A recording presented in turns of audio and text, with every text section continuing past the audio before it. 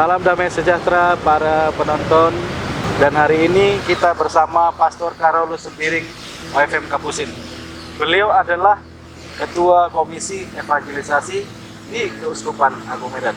Selamat pagi, Pastor. Iya, selamat pagi. Apa kabar, Pastor? Sehat? Sehat. Wah, puji Tuhan, Pastor ya. Iya. Wah, ini Pastor, kita ada beberapa umat yang penasaran.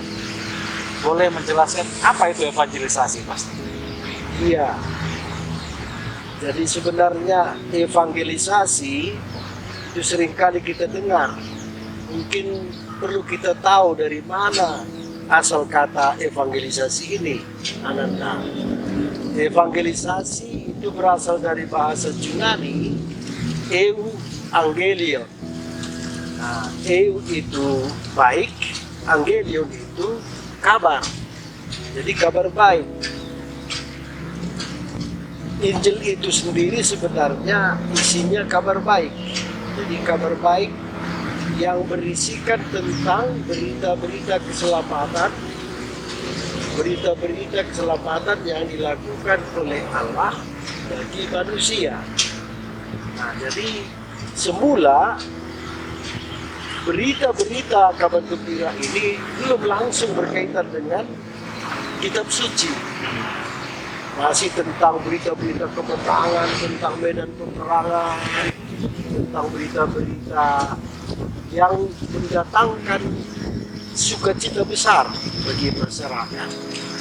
Lalu kemudian dalam konteks Injil, dalam konteks kitab suci, barulah kita tahu bahwa memang berita keselamatan itu yang berasal dari Allah itu kita terima dari kitab suci dan berkaitan dengan Yesus Kristus Tuhan kita, pembawa keselamatan yang diberitakan oleh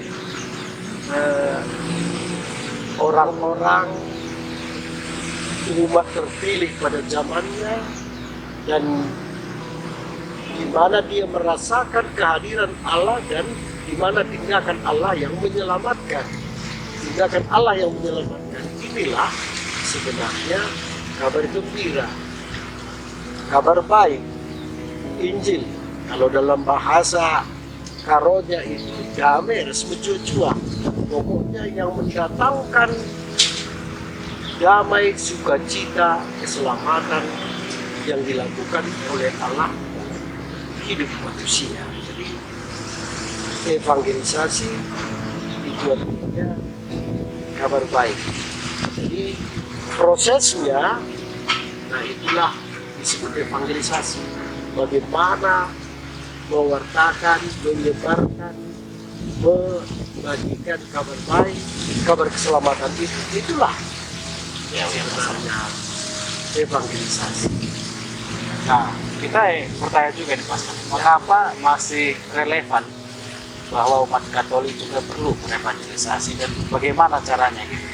Iya, jadi sebenarnya dulu dalam sejarah gereja pernah dimengerti evangelisasi ini secara sempit.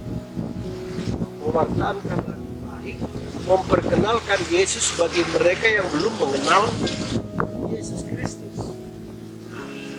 Sehingga gerakan evangelisasi itu disebut bagaimana memperkenalkan Yesus, mengajak supaya orang menjadi pengikut Yesus atau dipermandikan.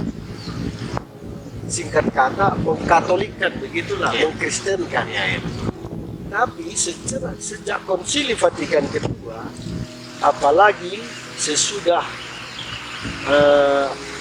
Konsili Vatikan kedua, gereja memandang bahwa keselamatan itu sendiri terbuka untuk semua orang yang mau melakukan kebaikan bagi dirinya dan bagi sesamanya. Dokumen-dokumen Konsili Vatikan kedua yang juga sangat menekankan ini, khususnya dokumen Evangelii Nuntiandi sesudah Konsili Vatikan kedua dari Paus ke-6. Nah, di situ sangat ditekankan evangelisasi bukan lagi tentang mau Katolikan atau Kristen, tapi memperkenalkan ini bisa lewat kata, perbuatan, tindakan, karya-karya.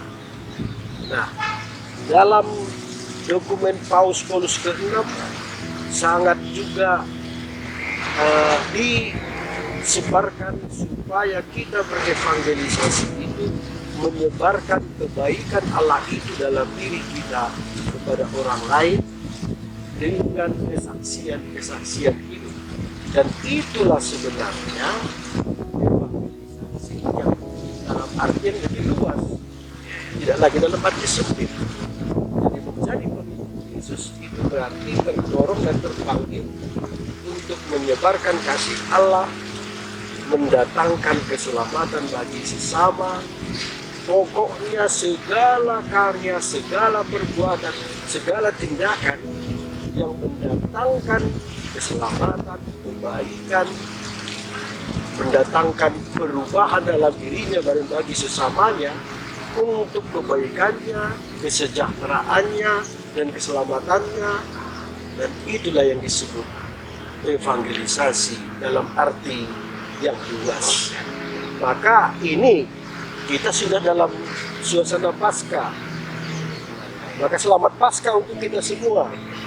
Kristus telah bangkit, maka pada masa liturgi Paskah ini, di sini sebenarnya liturgi mengajak kita untuk lebih lagi bersaksi tentang kebangkitan Kristus. Nah, kesaksian tentang kebangkitan Kristus sebagaimana dilakukan oleh para murid dulu. Setelah kebangkitan itu mereka terdorong untuk membantu sesamanya, berbuat baik bagi sesamanya, tidak hanya dalam arti mewartakan, memperkenalkan Kristus, menyembuhkan orang sakit, mengunjungi orang sakit yang di penjara, ataupun tindakan-tindakan yang baik. Itulah sebenarnya arti Paskah yang benar. Jadi saksi kebangkitan, kita disuruh juga untuk menyebarkan kasih Allah dalam diri Kristus yang bangkit itu kepada semua orang. Jadi kalau saya ditanya, mengapa mesti berevangelisasi? Itu lebih lengket pada diri kita selaku pengikut Yesus lewat baptisan kita,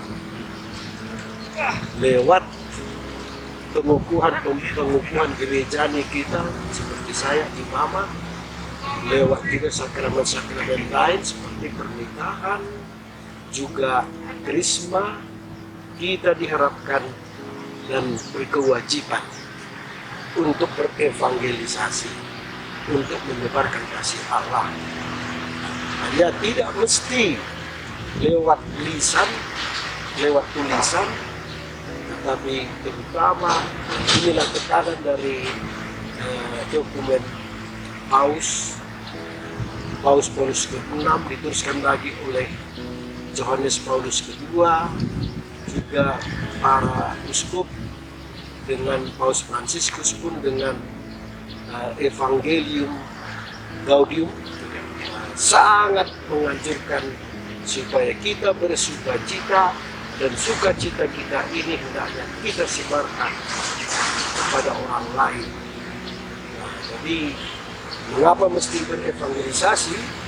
Ya, itu lebih pada panggilan kita selaku pengikut Yesus, selaku orang Kristen. Baik Pastor, kiranya sudah terang mengapa kita harus berevangelisasi. Memang demikianlah mestinya kita sebagai pengikut Kristus setelah menerima baptisan. Terima kasih untuk Pastor Carolus pencerahannya, dan semoga kita semua juga terangkan. Salam damai sejahtera untuk kita semua. Terima kasih dan selamat Paskah untuk kita semua. Ya.